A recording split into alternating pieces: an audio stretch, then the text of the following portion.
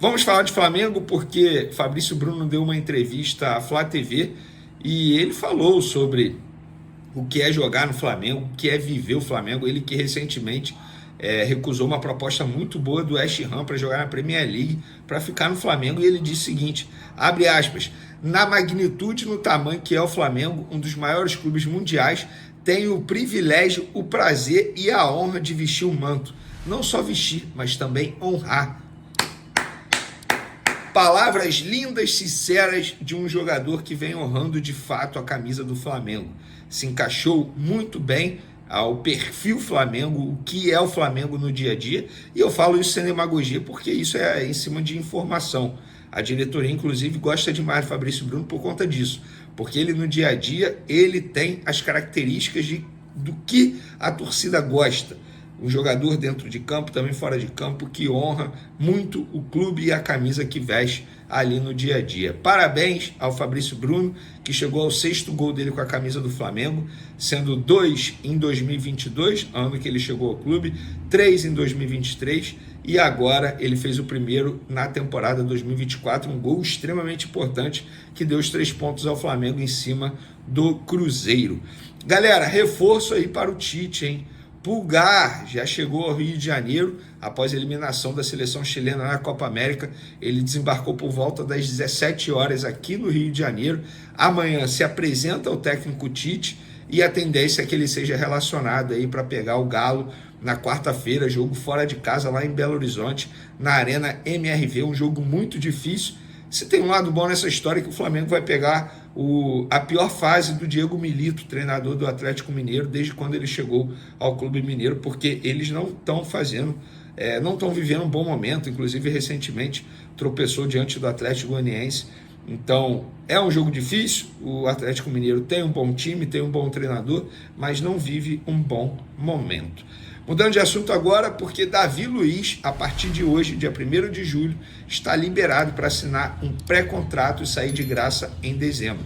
Ele tem contrato com o Flamengo até dezembro desse ano, lembrando que a renovação dele foi através de metas, uma renovação automática, que causou muita polêmica na ocasião, muitos torcedores reclamaram bastante, mas a verdade é o seguinte, hoje ele é titular, gente. Ele é titular hoje. O Léo Pereira está ficando no banco de reservas para o Davi Luiz. Ele foi titular em 6 jogos seguidos, foi preservado no jogo contra o Juventude e na última partida contra o Cruzeiro ele voltou à equipe titular, inclusive fazendo uma boa dupla de zaga com o Fabrício Bruno. E aí eu quero saber de vocês. Vocês são a favor de uma renovação do zagueiro de 37 anos ou não? Acham que o contrato dele tem que ser até dezembro e fim de ciclo, o jogador tem que deixar a equipe rubro-negra? Eu quero a opinião de vocês de fato. Eu confesso para vocês que hoje, dia 1º de julho, eu não tenho uma opinião formada sobre o Davi Luiz. Eu, se eu fosse dirigente do Flamengo, esperaria um pouco mais para resolver essa situação. Esperaria, inclusive, até o fim da temporada, porque eu não vejo o Davi Luiz assinando um pré-contrato para ir para uma outra equipe. Está super adaptado, gosta de morar aqui no Rio de Janeiro, está feliz. Então, eu esperaria até dezembro. E outro jogador que está livre para assinar um pré-contrato é ele, o Gabigol. É isso mesmo. A partir de hoje, dia 1º de julho, ele pode assinar um pré-contrato e sair de graça. Lembrando que ele não vem sendo aproveitado. No último jogo, foi retirado da lista de relacionados após a entrevista polêmica do empresário dele, dizendo que eles já estão costurando uma saída do Flamengo. O Flamengo, portanto, como o próprio Marcos Braz disse, na zona mista após o jogo contra o Cruzeiro, o Flamengo está apenas ajudando o empresário.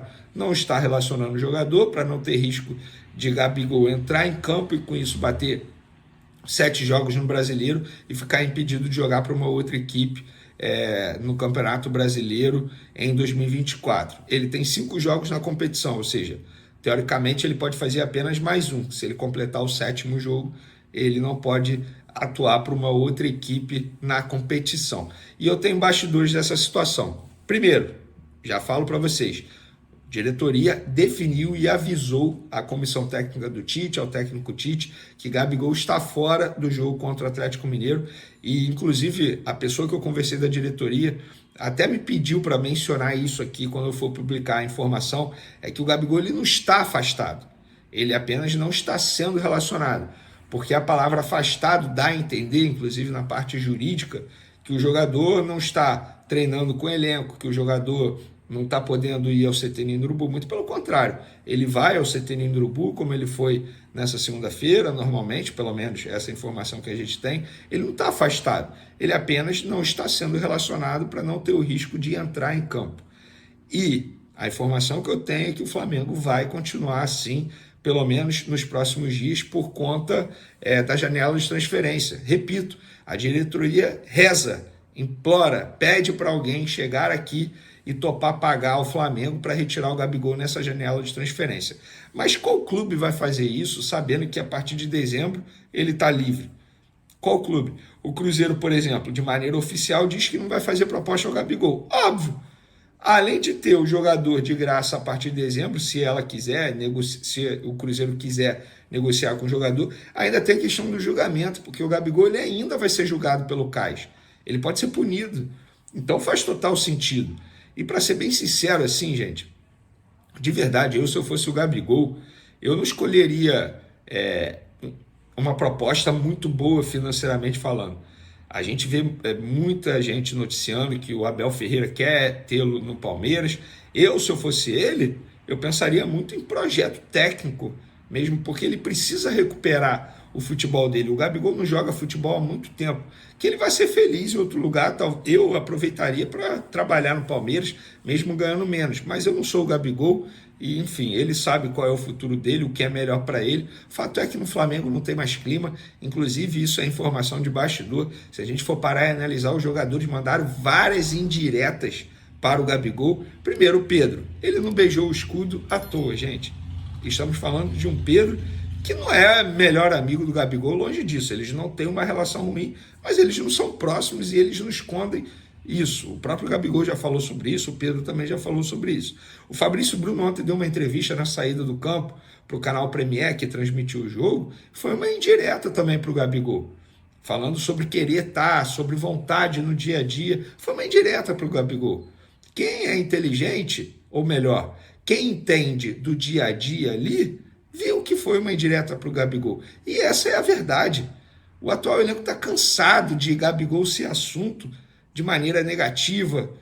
O time está muito bem e o Gabigol se torna um assunto por atos, por indisciplina fora de campo.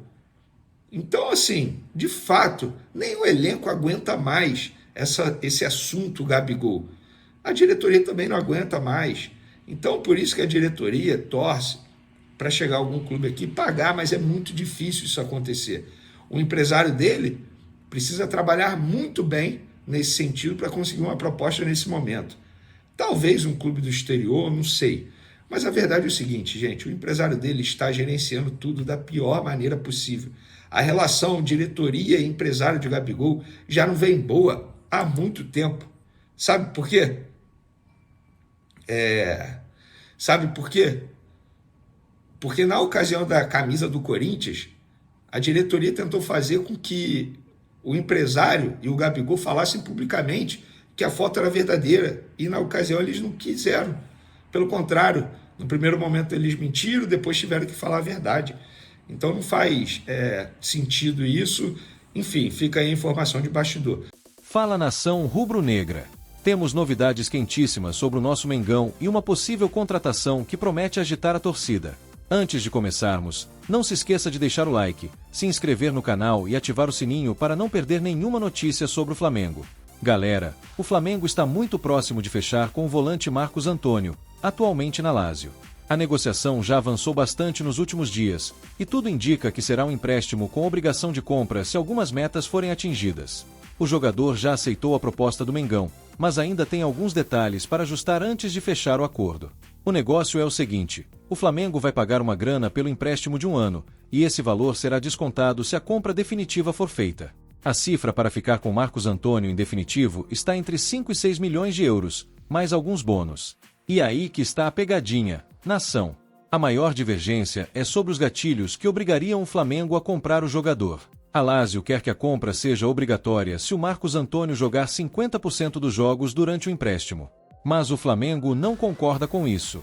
As partes estão discutindo se conta apenas entrar em campo, ser titular ou jogar 45 ou 90 minutos. Queremos que essa obrigatoriedade seja baseada na titularidade ou em atuar 90 minutos. Se a meta não for atingida, a compra será opcional para o Flamengo. Apesar dessas divergências, o clube está confiante que vai encontrar um acordo com os italianos e trazer o Marcos Antônio como primeiro reforço desta janela de transferências. Marcos Antônio, de 24 anos, é cria do Atlético PR e jogou ao lado do Vini Júnior nas seleções de base. Ele já passou pelo Estoril, em Portugal, e pelo Shakhtar Donetsk, antes de ser comprado pela Lazio e emprestado ao da Grécia, onde foi campeão nacional na última temporada.